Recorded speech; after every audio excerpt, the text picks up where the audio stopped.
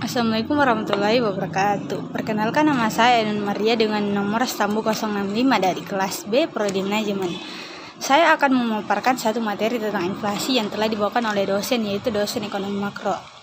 Inflasi adalah proses dari suatu peristiwa, bukan tingkat rendahnya tingkat harga.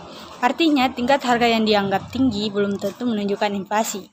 Inflasi merupakan indikator untuk melihat tingkat perubahan dan dianggap terjadi jika proses kenaikan harga berlangsung secara terus-menerus dan saling mempengaruhi. Istilah inflasi juga digunakan untuk mengartikan peningkatan persediaan uang yang kadangkala dilihat sebagai penyebab peningkatnya harga.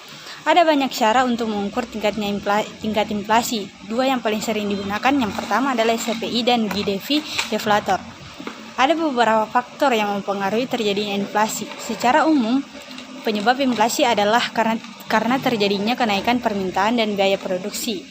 Berikut beberapa penyebab inflasi. Yang pertama adalah meningkatnya permintaan.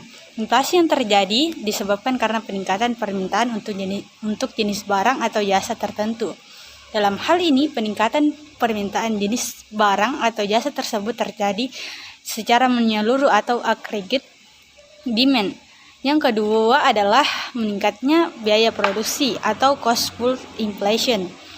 Inflasi yang terjadi karena meningkatnya biaya produksi. Adapun peningkatan biaya produksi disebabkan oleh kenaikan harga bahan-bahan baku. Misalnya harga bahan bakar naik dan upah buruh naik. Yang ketiga adalah tingginya peredaran uang. Inflasi yang terjadi karena uang yang beredar di masyarakat lebih banyak dibandingkan yang dibutuhkan. Ketika jumlah barang tetap sedangkan uang yang beredar meningkat 2 kali lipat, maka bisa terjadi kenaikan harga-harga hingga 100%. Penggolongan dan macam inflasi. Berdasarkan asalnya, inflasi dapat digolongkan menjadi dua, yaitu inflasi yang berasal dari dalam negeri dan inflasi yang berasal dari luar negeri. Inflasi berasal dari dalam negeri, misalnya akibat terjadinya defisit anggaran belanja yang dibiayai dengan cara mencetak uang baru dan gagalnya pasar yang berakibat harga bahan makanan menjadi mahal. Sementara itu, inflasi yang dari luar negeri adalah inflasi yang terjadi sebagai akibat naiknya harga barang impor.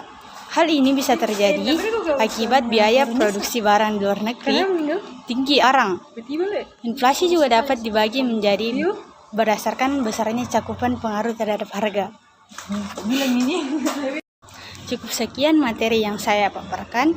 Wabillahi taufiq wal hidayah. Wassalamualaikum warahmatullahi wabarakatuh.